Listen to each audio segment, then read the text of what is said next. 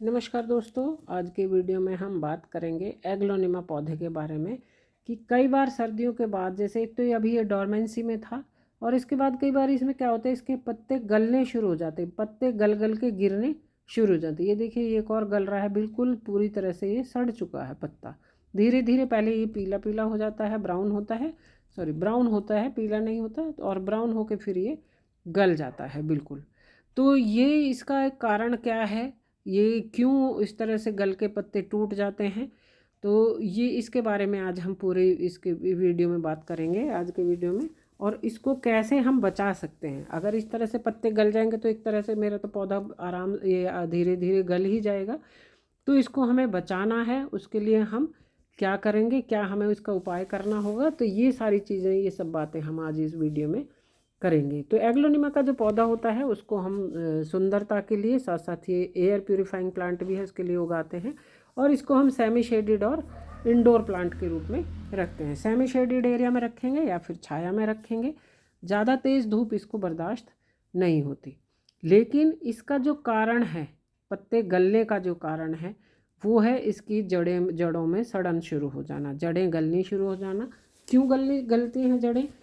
इसका सबसे बड़ा और मेन कारण जो है वो है, एक तो कभी कभी हम एक ही उसमें बहुत दिनों तक रखते हैं तो रूट बाउंड हो जाते हैं, लेकिन इसकी रूट बाउंड नहीं है और जड़ें फिर भी गल रही हैं।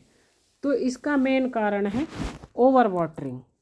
ओवर वाटरिंग का इसके ऊपर बहुत ख़राब इफ़ेक्ट पड़ता है। तो सर्दियों में जैसे ये बहुत ज़्यादा सूख गया था, मैंने इसमें काफ़ी पानी दे दिया था एक बार में ही।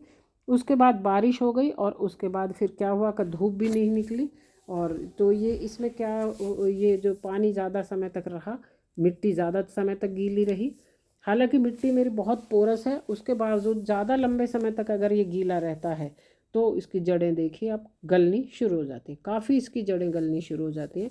अगर सारी ही जड़ें गल जाती हैं तो आप इसको ऊपर से काट दें।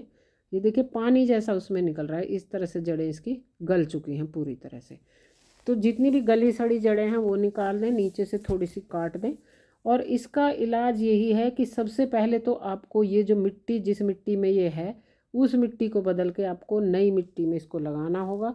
और ये जो जड़ें हैं इनको पहले आप साफ़ करें, और इनको या तो फिर आप इसमें एलोवेरा यूज़ करें, या हल्दी, लहसुन का पानी, या फिर सूखी हल्दी, इस तरह से हम इनको, या फिर आप मार्केट में जो फंगीसाइड मिलता है वो भी आप इसको बचाने के लिए यूज़ कर सकते हैं। तो इसकी मिट्टी मैंने निकाल दी है। और अब मैं जब इसको रिपोर्ट करूँगी तो वो वाली मिट्टी मैं बिल्कुल भी यूज़ नहीं करूँगी, क्योंकि उसमें ऑलरेडी फंगस है और जड़ें सड़ चुकी हैं। तो इसको मैं नई मिट्टी इसमें यूज़ करूँगी, सूखी, जो अलग रखी हुई है और साथ ही बहुत ही पोरस भी है, जिसमें काफ़ी मात्रा में 75% जो है वो कोकोपीट है। कोकोपीट, इसके लिए जो मिट्टी होती है वो भुरभुरी, रेतीली, और जहाँ तक हो सके ज़्यादा से ज़्यादा पोरस मिट्टी होनी चाहिए, जिससे कि पानी ज़्यादा समय तक उसमें ना रुके।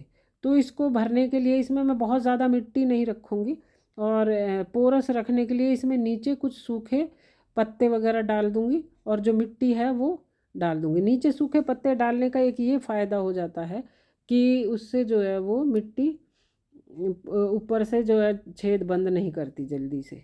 तो अगर पानी उसमें रुक जाता है तो हमारा जो पौधा है वो जल्दी गल जाएगा। तो इसकी जो मिट्टी है, ये मैंने एकदम अलग मिट्टी ली है, दूसरी जो धूप में सुखाई हुई है। और जब पौधे को रखना है तो उससे पहले इसमें मैंने थोड़ी सी क्या किया, हल्दी छिड़क दी है उसमें ऊपर ऊपर की लेयर में। तो इस तरह से जो पौधा है वो आगे से सड़ेगा नहीं। और इसके ऊपर भी थोड़ी सी डाल देती हूँ, लगा देती हूँ इस पर। जब हम कटिंग करते हैं उसके उसके ऊपर भी हम हल्दी लगाते हैं। ये हल्दी जो होती है वो फंगस को भगाती है, फंगस से पौधे को बचाती है। और अब हम इसको लगा देंगे। ये काफ़ी बुशी, बहुत ही सुंदर खूबसूरत पौधा हो गया था गर्मियों में। एक तो डॉर्मेंसी में इसकी ग्रोथ नहीं हुई, और कुछ पत्ते इसके गल के सड़के जो हैं वो गिर गए हैं।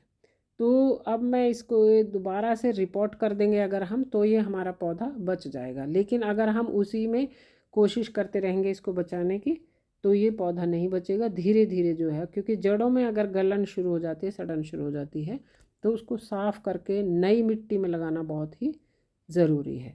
तो इसको मैं चारों तरफ से अच्छे से दबा के लगा देती हूँ। और इसके जो दूसरे छोटे पौधे हैं उन्हें भी अभी फ़िलहाल इसी में लगा दूँगी, थोड़े और बड़े हो जाएंगे तो बरसात से पहले मैं उनको रिपोर्ट कर दूँगी।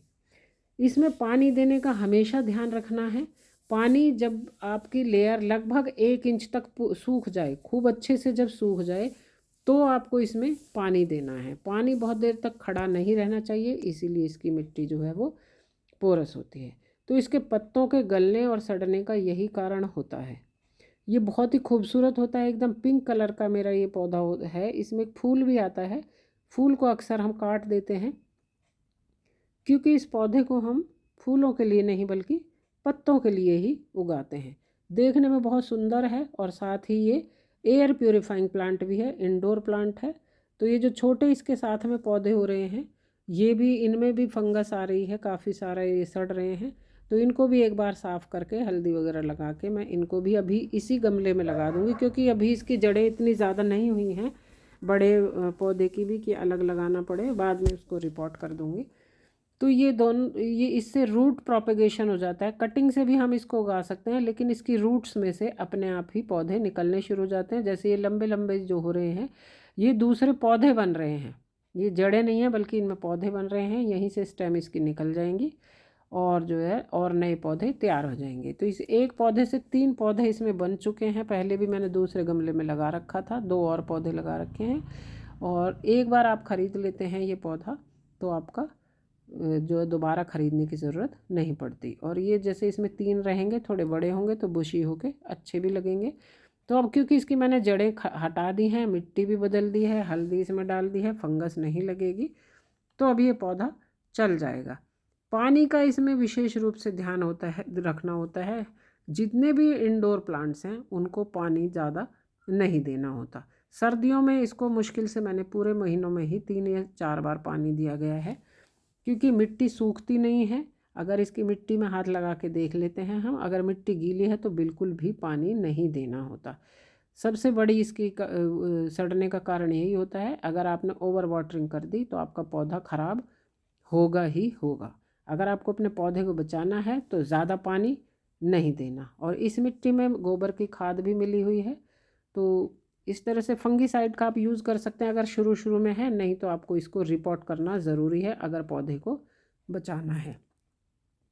तो मेरा ये वीडियो आपको कैसा लगा? मेरे चैनल को सब्सक्राइब करना, वीडियो को लाइक और शेयर करना। तो ये खूबसूरत सा बहुत सुंदर सा पौधा है। ये जिस पौधे का नाम है एग्लोनिमा लिपस्टिक। ये कई वैरायटीज़ में आते हैं, कई कलर में आते हैं। तो ये ग्रीन और पिंक कलर का है ये जो मेरा पौधा है। और अब ये थोड़े दिन बाद बहुत बड़ा और बुशी और चमकदार हो जाएगा।